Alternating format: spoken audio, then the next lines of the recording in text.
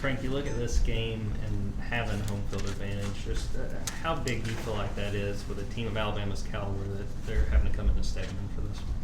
I mean, Alabama's a really good team. They're like #1 in damn near every offensive category you can mention. But like the Stag has been a fortress this year. I just think we do a very good job of defending home court. So I think it's going to be a pretty good game. Us having them play tomorrow, having them play them tomorrow. So we gonna prepare our best, give them our best when the time comes. Defensively, just what challenges does this Alabama team present, like you said, with offense that ranks at or near the top in so many categories? I mean, they shoot a lot and they make a lot, but it's so far this year we've been pretty good defensively, except for a couple of games ago where we just gotta figure out some stuff. But I think we've been pretty good defensively. We have a pretty good game plan that figures to kind of slow them down a little, because you're not gonna stop them from making threes. Like it's what they do. So we're just hoping that going into the game tomorrow we can kind of slow down a little bit and see what happens. What are the keys to trying to slow down a team that's so good in transition like Alabama is? I mean, you just said it yourself, it's transition defense. When the shot goes up, you better get back, because they're gonna push it. We've seen film of them shooting the ball 3 seconds into the shot clock. They're gonna push it down your throat. So you just gotta get back and set your defense, take a 3 away.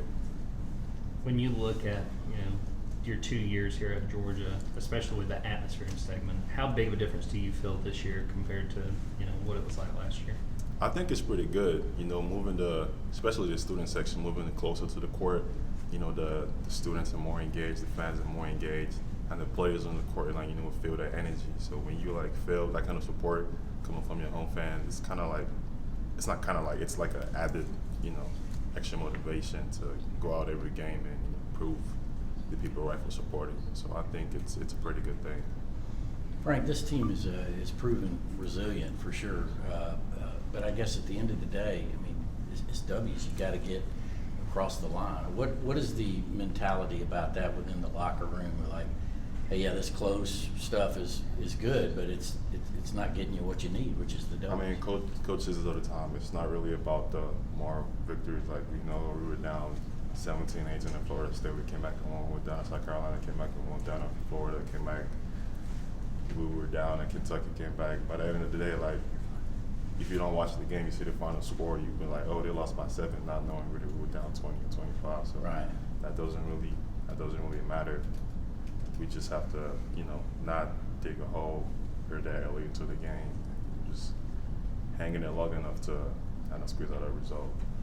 When it's the SEC, it's not going to be easy. So you mentioned it right there, not digging the hole early. How do you make sure you get out to a fast start and not get behind, especially against the fast team like Alabama? It's just being focused. It's just being focused really and executing. I think the last game, especially the Florida game, we kind of were uncharacteristic a little bit. I think we had 6 turnovers in the first 3 minutes or something like that, and the rest of the game we had just 3. So stuff like that, like in the SEC, you can't make mistakes like that. It's gonna come back and bite you. So hopefully we learn from that. Any other questions for Mr. Anselem-Ibe?